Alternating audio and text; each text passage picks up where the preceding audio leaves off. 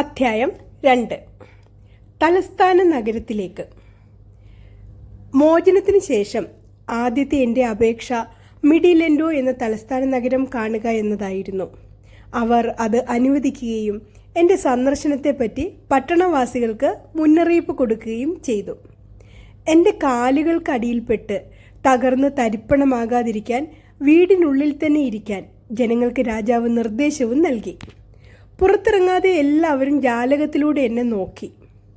നാട് കാണാൻ ഇറങ്ങിയ ഞാൻ അതീവ ശ്രദ്ധയോടെയാണ് ചുറ്റിത്തിരിഞ്ഞത്.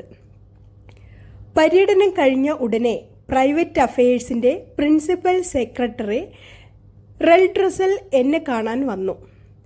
ഞാൻ ഒപ്പിടേണ്ട ഒരു പ്രമാണം അദ്ദേഹം എന്നെ വായിച്ചു കേൾപ്പിച്ചു. അത് ചെയ്താൽ രാജാവ് എന്നെ മോചിപ്പിക്കും പോലും. ഞങ്ങളുടെ രാജ്യം കീഴടക്കാൻ ആഗ്രഹിക്കുന്ന ശത്രുക്കളോട് യുദ്ധം ചെയ്യാൻ ഞങ്ങളെ സഹായിക്കുക. ആക്രമണകാരിയിൽ നിന്ന് ചക്രവർത്തിയെയും രാജ്യത്തെയും പരിരക്ഷിക്കാൻ സെക്രട്ടറി എൻ്റെ സഹായം തേടുകയായിരുന്നു. എന്നോട് വളരെ കരുണയോടെയാണ് പെരുമാറിയത്. അതുകൊണ്ട് നിങ്ങളെ രക്ഷിക്കാമെന്ന് ഞാനും വാക്കു തരുന്നു. ഞാൻ പറഞ്ഞു. ബ്ലഫസ്കോ ദ്വീപിലെ രാജാവ് എൻ്റെ ഒരു സഹോദരനാണ്. ഞാൻ അയാളോട് പൂർണ്ണമായും തോറ്റുപോയി. അയാളുടെ കപ്പലുകൾ ഞങ്ങളെ കീഴടക്കാൻ സന്നദ്ധമായിരിക്കുകയാണ്. നമുക്കത് നശിപ്പിക്കാൻ കഴിയില്ലേ? രാജാവ് ചോദിച്ചു. രാജ്യത്തിൻ്റെ ആഭ്യന്തര കാര്യങ്ങളിൽ ഇടപെടാൻ ഒട്ടും ആഗ്രഹിച്ചില്ല.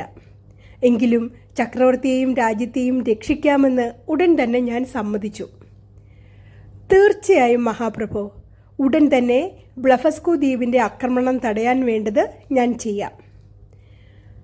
നങ്കൂരമിട്ടിരിക്കുന്ന വലിയ കൂട്ടം വാഹനങ്ങളും 50 പടക്കപ്പലുകളും ഉൾപ്പെടുന്ന ശത്രുവിൻ്റെ കപ്പൽപ്പടയെ എങ്ങനെ ആക്രമിച്ച് കീഴടക്കാമെന്ന് ഞാൻ അവരോട് വെളിപ്പെടുത്തി.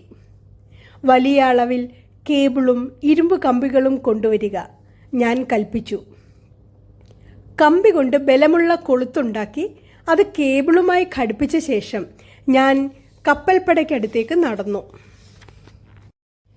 അധ്യായം 3. രാജ്യരക്ഷ. പെട്ടെന്നുള്ള എൻ്റെ പ്രത്യക്ഷപ്പെടലും എൻ്റെ വലിപ്പവും കണ്ടതോടെ ബ്ലഫസ്കോ ദ്വീപിലെ ജനങ്ങൾ വല്ലാതെ പേടിച്ചു. അവരെല്ലാം ജീവനും കൊണ്ട് പാഞ്ഞു. നിഷ്പ്രയാസം യുദ്ധക്കപ്പലുകളെല്ലാം കെട്ടിവലിച്ച് ഞാൻ ലില്ലിപുട്ടിലെത്തിച്ചു. ലില്ലിപുട്ടിലെ ഭരണാധികാരി എന്നെ മുക്തഖണ്ഡം പ്രശംസിച്ചു.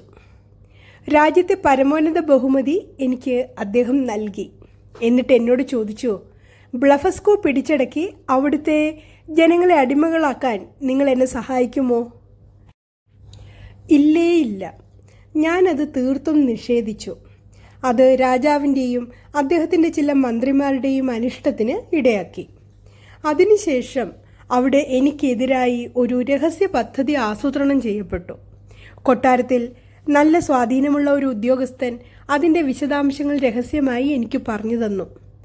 ബ്ലഫസ്കോവിലെ ജനങ്ങളെ ഒന്നടങ്കം കൊന്നൊടുക്കാത്തതുകൊണ്ട് നിങ്ങൾ വധിക്കപ്പെടണമെന്നാണ് രാജ്യസഭാംഗങ്ങളുടെ തീരുമാനം. ഇത് രാജാവിനെ ബോധ്യപ്പെടുത്താൻ അവർ ശ്രമിച്ചുകൊണ്ടിരിക്കുകയാണ്. നിങ്ങൾ രാജ്യദ്രോഹിയാണെന്നാണ് അവർ പറയുന്നത്.